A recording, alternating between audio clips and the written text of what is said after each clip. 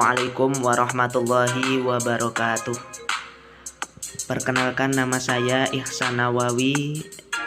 Saya adalah mahasiswa Universitas Islam Negeri Siber Syekh Nurjati Cirebon. Dan pembuatan video kali ini adalah untuk memenuhi tugas ujian tengah semester 5 berupa membuat video pembelajaran PAI. Di bawah mata kuliah pengembangan media dan bahan ajar PAI di bawah bimbingan Bapak Dosen Wahyono MPDI. Baik, langsung saja kita masuk ke materinya.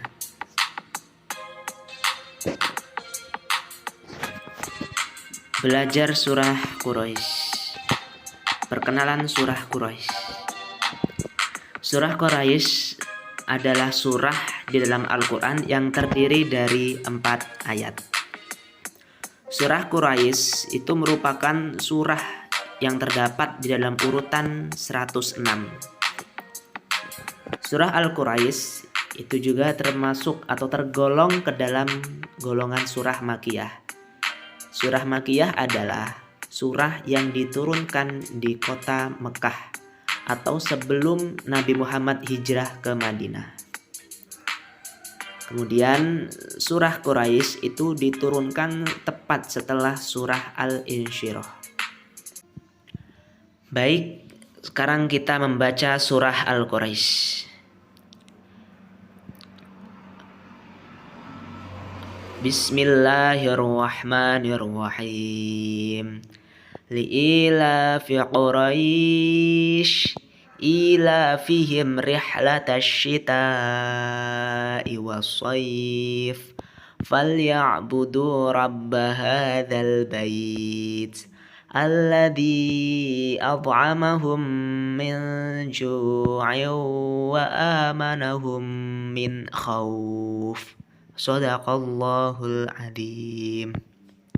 Artinya, karena kebiasaan orang-orang Quraisy, yaitu kebiasaan mereka bepergian pada musim dingin dan musim panas, maka hendaklah mereka beribadah kepada Rabb pemilik rumah ini, yaitu Ka'bah, yang telah memberi makanan kepada mereka untuk menghilangkan lapar dan mengamankan mereka dari ketakutan. Baik, sekarang kita belajar arti perkata dari surah Quraisy. Li'ilafi artinya karena kebiasaan. Quraisyin artinya orang-orang Quraisy. Ilafihim kebiasaan mereka. Rihlata artinya bepergian. Asy-syita'i musim dingin. Was-sayfi dan musim panas. Falya'budu maka hendaklah mereka menyembah Rabba Tuhan. Hadza ini al-baiti rumah atau Ka'bah. Alladzi yang at'amahum dia memberi mereka makan. Min ju'in dari kelaparan, wa amanahum dan dia mengamankan mereka, min khaufin dari ketakutan. Baik, untuk selanjutnya kita masuk ke kandungan surah Al-Quraisy.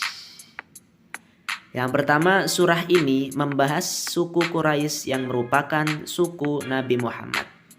Jadi suku Quraisy itu adalah suku dari Nabi kita, Nabi besar Muhammad SAW. Yang mana suku Quraisy ketika kita urutkan sampai ke atas ke nenek moyang mereka akan sampai kepada Nabi Ibrahim alaihissalam.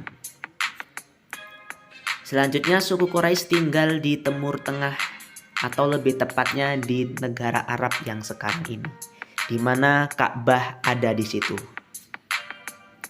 Kemudian suku Quraisy merupakan suku yang paling terhormat dan memiliki hak untuk memegang kunci Ka'bah.